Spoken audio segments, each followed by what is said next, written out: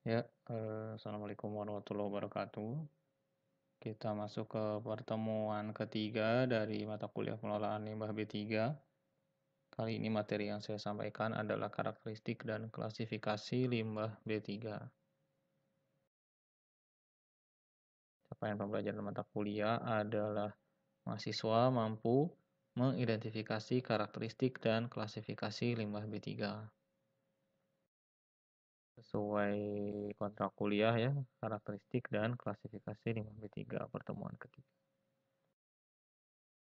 Nah, ada yang namanya identifikasi dan ada yang namanya karakterisasi. Identifikasi itu general ya, merupakan proses awal pengelolaan limbah B3 untuk mengetahui apakah limbah ini termasuk B3 atau bukan.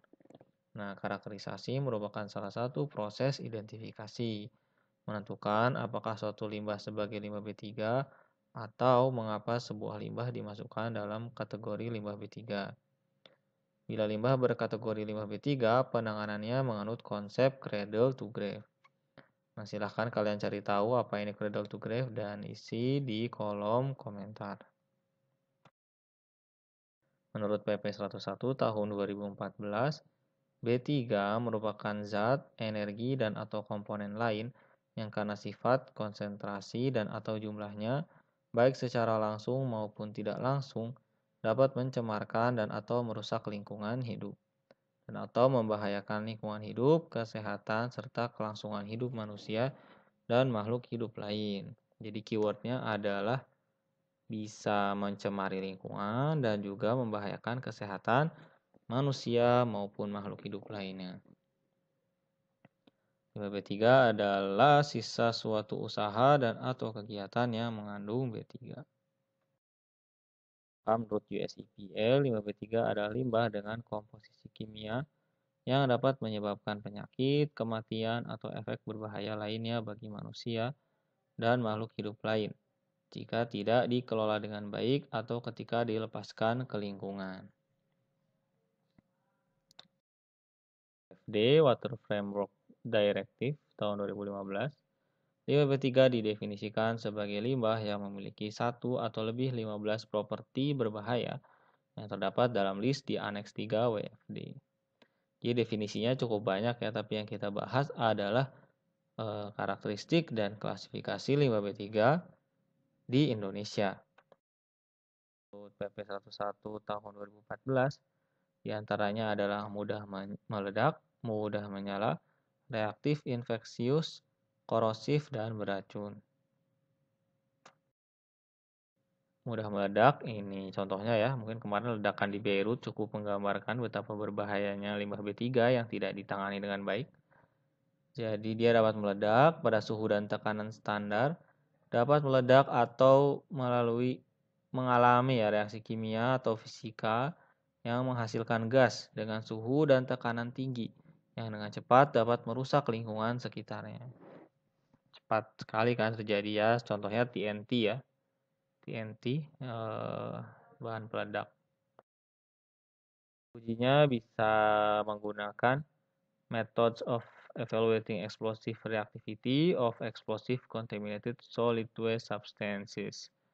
Report of Investigation 9217 Bureau of Mines US Department of the Interior. Itu mudah menyala. Jadi ini limbah cairan, ada limbah cairan, ada limbah non cairan. Kalau limbah cairan itu yang mengandung alkohol kurang dari 24% volume, memiliki titik nyala tidak lebih dari 60 derajat Celcius. Dan dia akan menyala jika terjadi kontak dengan api, percikan api, atau sumber nyala lainnya pada tekanan 760 mmHg.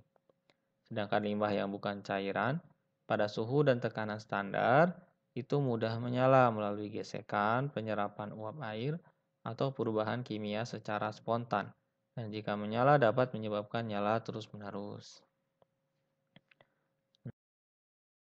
Metode ujinya ini SNI, itu cara uji titik nyala dalam limbah cair dan semi padat. Dan ada US EPA metode 1030, Ignitability of Solid. Jadi kadang disebut ignitable, kadang disebut flammable juga sebetulnya. Kemudian ada reaktif. Kalau reaktif ini adalah limbah yang pada keadaan normal tidak stabil dan dapat menyebabkan perubahan tanpa adanya ledakan, ditandai dengan adanya gelembung, gas, asap, dan perubahan warna secara visual. Nah, keyword ya, perubahan warna.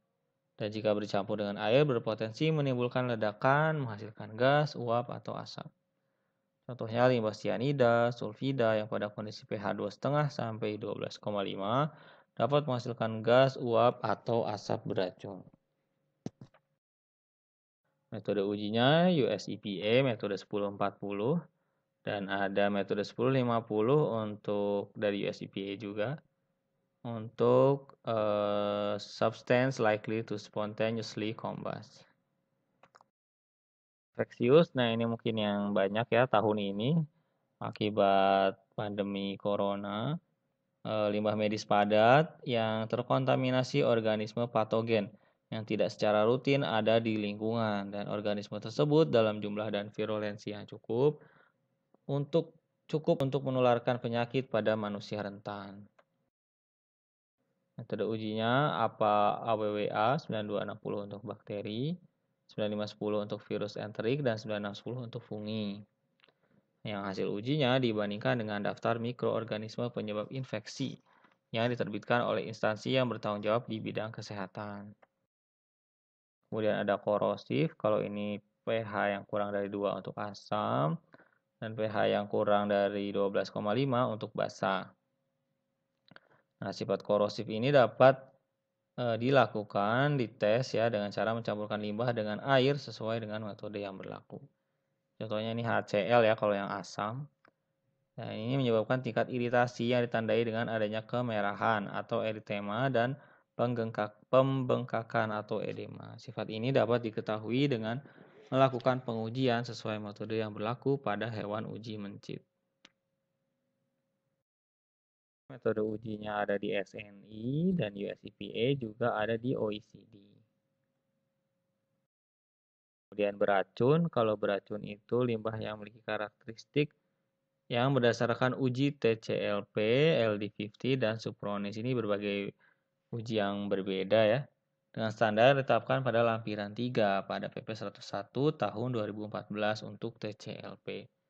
Jadi kalau kurang dari 50 mg per kilogram untuk B3 kategori 1, kalau lebih besar dari 50 mg per kilogram, sampai dengan kurang dari 5000 mg per kilogram untuk B3 kategori 2 pada uji LD50 oral. Metode ujinya, uji TCLP dari US EPA, metode uji toksikologi LD50 dari OECD, dan ada uji karakteristik beracun toksikologi subkronis dari Permen LH nomor 55 tahun 2015. Nah, sedangkan klasifikasi limbah B3 jika berdasarkan kategori itu dari kelas karakteristiknya ya, ada kategori 1, kategori 2, dan non B3. Sedangkan jika berdasarkan sumber, ada sumber spesifik, tidak spesifik, dan limbah B3 dari B3 kadaluarsa, tumpah, dan bekas kemasan B3. Nah, silakan kalian jawab apa contohnya ya sumber spesifik dan sumber tidak spesifik di kolom komentar.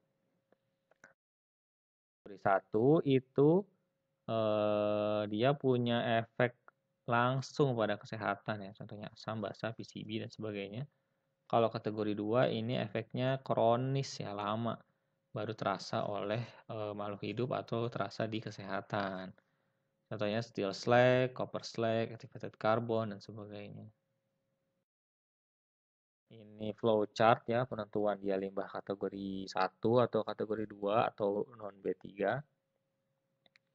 Jika iya, langsung kategori 1. Jika tidak, dicek lagi dia kategori 2 atau bukan. Cek lagi kategori 1. Jika iya, berarti kategori 1. Jika dicek lagi kategori 2 tidak, maka dia non B3. Limbah kategori 1 ini karakteristiknya ya. Jadi mudah menyala, mudah meledak, reaktif, infeksius, dan korosif. Kemudian nilai TCLP-nya di atas TCLPA sesuai lampiran 3 dan nilai uji toksikologinya LD50 lebih kecil atau sama dengan 50 mg per kilogram. Nah, secara umum lama waktu penyimpanan limbah B3 adalah 90 hari jika volume limbah B3-nya lebih besar dari 50 kg per hari. Dan jika limbah B3 dihasilkan kurang dari 50 kg per hari untuk kategori 1, maka maksimal penyimpanan dapat dilakukan selama 180 hari. Kategori 2, ini TCLP-nya sama atau lebih kecil dari TCLPA, tapi lebih besar dari TCLPB sesuai lampiran 3. Dan memiliki uji toksikologi LD50 yang lebih besar dari 50 mg per kilogram. Lebih kecil atau sama dengan 5000 mg per kilogram hewan uji. Kemudian punya karakteristik beracun melalui uji toksikologi subkronis sesuai parameter yang tercantum pada lampiran 2. Nah, untuk penyimpanannya untuk kategori 2 ini kurang dari 50 kg per hari adalah 365 hari. Jadi lebih lama ya karena kan efeknya jauh ya mungkin tidak lebih berbahaya ya dalam waktu dekat gitu dibandingkan kategori 1. Ini ya tadi kategori 1 eksplosif, ignitable, reaktif, infectious dan korosif. Tapi kategori 2 itu toxic subkronik ya umumnya. Ini ya batasan TCLPB, ini batasan TCLPA ya 5000, ini 50 mg per kilogram. Nanti bisa kalian baca lagi. Kemudian ini juga alurnya ya, flowchartnya, penentuan karakteristik limbah B3. Nanti dapat kategorinya. Jadi kalau misalnya ini berarti kategori 1, tapi kalau yang di bawah sini berarti kategori 2. Kalau misalnya ya sesuai yang daftar yang tadi ya yang sebelumnya. TCLP dan LD50-nya. Tapi kalau misalnya ini ternyata tidak sama sekali, maka dia limbah non B3. Oke, mungkin itu saja. Selanjutnya saya akan memberikan tugas. Jadi ada tugas individu ya, cari satu contoh limbah B3, kemudian jelaskan sumber, karakteristik, dan klasifikasikan kategorinya. Dia kategori 1 atau kategori 2. Kemudian jelaskan cara pengujian dan cara pengolahannya. Setiap orang dalam satu kelas harus berbeda jenis limbah B3-nya. Dan jelaskan dalam video YouTube. Jadi dibuat video ya. Videonya bebas terserah kalian seperti apa sesuai kreativitas, tapi yang jelas harus menggambarkan ya limbah B3 yang kalian bahas itu seperti apa dalam video 1-5 menit. Kirim link video di Google Classroom, deadline-nya tanggal 2 Oktober. Jelaskan yang dimaksud dengan TCLP, begitu juga dengan cara pengujiannya. Begitu juga jelaskan yang dimaksud dengan uji toksikologi LD50 dan cara pengujiannya. Kemudian buat dalam bentuk diagram alir ya, step by step pengujian TCLP dan LD50. Deadline-nya sama 2 Oktober. Saja dari saya, terima kasih atas perhatiannya. Selamat mengerjakan tugas. Wassalamualaikum warahmatullahi wabarakatuh.